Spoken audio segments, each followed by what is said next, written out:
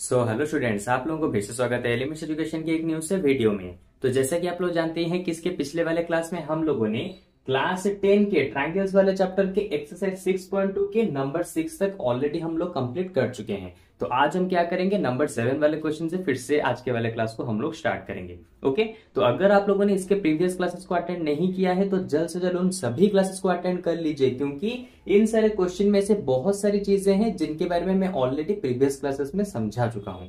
Okay, तो देखो number 7 वाले क्वेश्चन में उसने क्या कहा है, यूजिंग थ्योरम 6.1 तुम्हें यहाँ पे प्रूव करना है।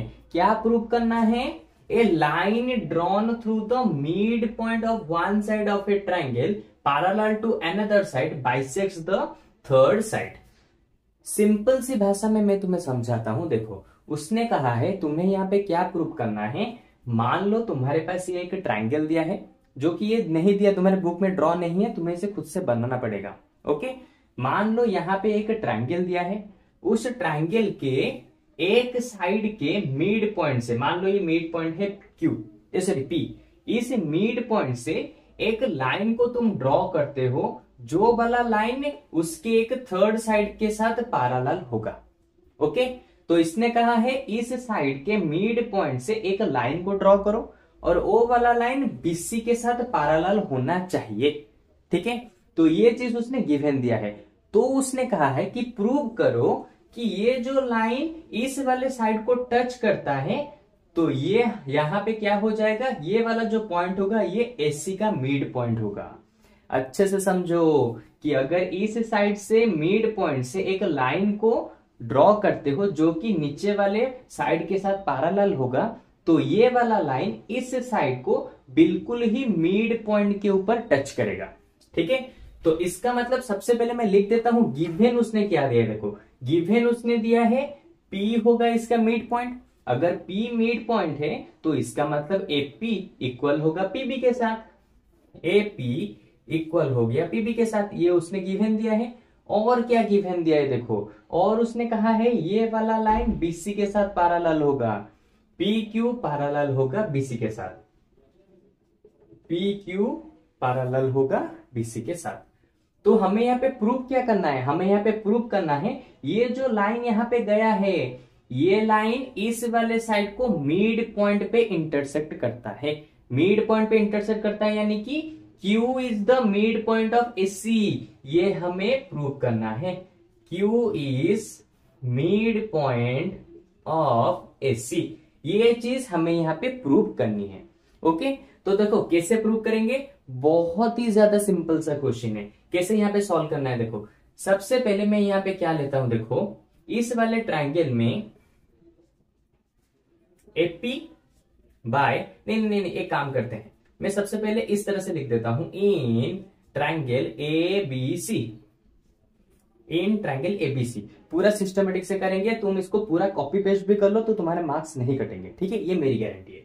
ओके, तो देखो इन ट्राइंगल ABC, इस वाले ट्राइंगल में PQ किसके साथ पैरेलल है, BC के साथ। तो मैं लिख देता हूं PQ पैरेलल है BC के साथ। ठीक है, और हमें पता है कि किसी भी ट्राइंगल में basic proportional theorem, BPT theorem को याद करो, उसने हमें क्या कहा था कि किसी ट्राइंगल में अगर बीच से एक लाइन गया है और वो वाला लाइन थर्ड साइड के साथ पैरेलल होता है, तो इसका मतलब इस वाले साइड का रेशियो इक्वल होगा इस वाले साइड के रेशियो के साथ। ये हमें बीपीटी थ्योरम में बताया गया है।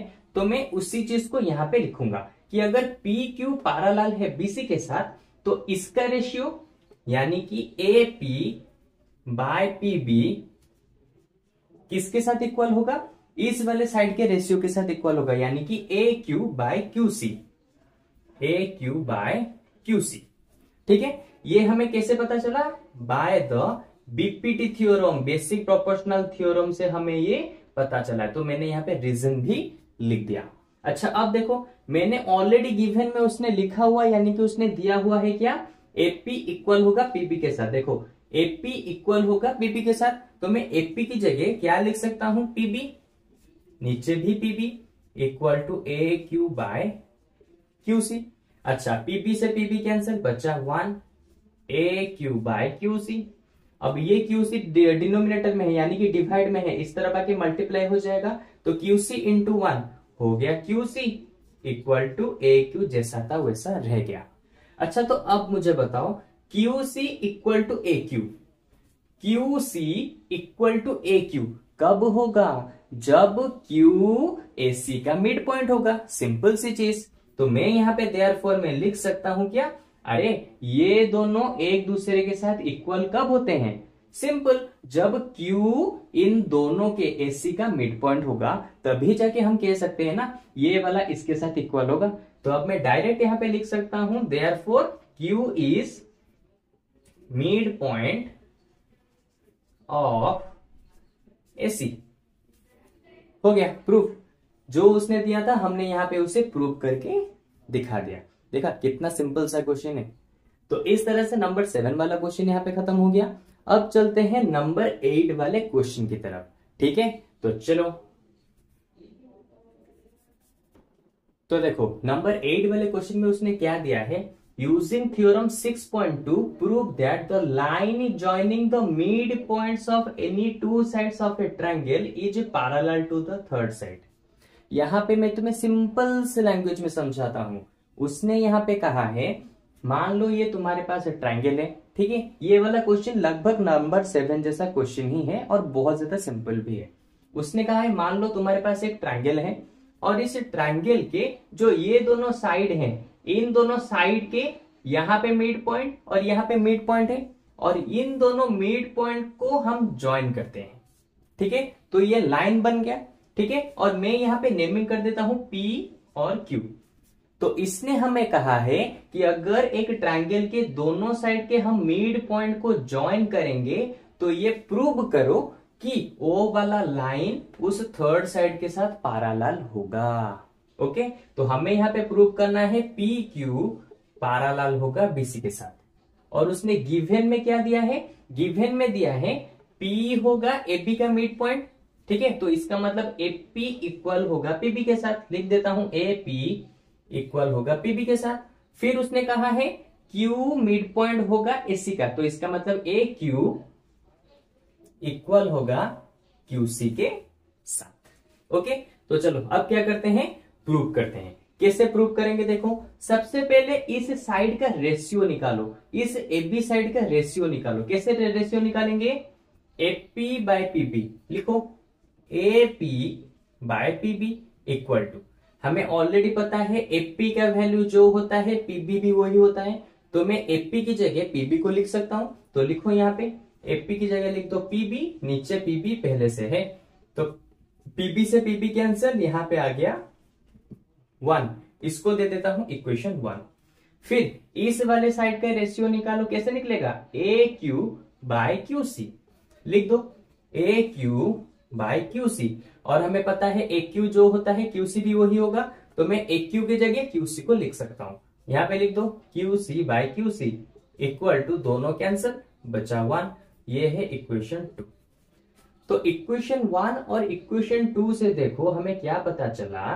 अरे एपी बाय पीबी किसके साथ इक्वल है? 1 के साथ। ए क्यू बाय क्यू सी किसके साथ इक्वल है?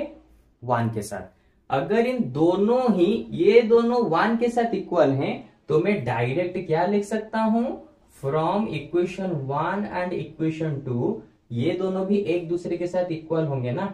एपी बाय पीबी इक्वल होगा ए क्यू बाय क्यू सी के साथ, ठीक है? ये तो मैंने लिख दिया। अच्छा, अब मैंने ऐसा क्यों लिखा? देखो ये चीज मैंने यहाँ पे क्यों निकाला। उसने तो कहा था पी क्यू पैरेलल होगा बीसी के साथ, ये हमें प्रूव करना है।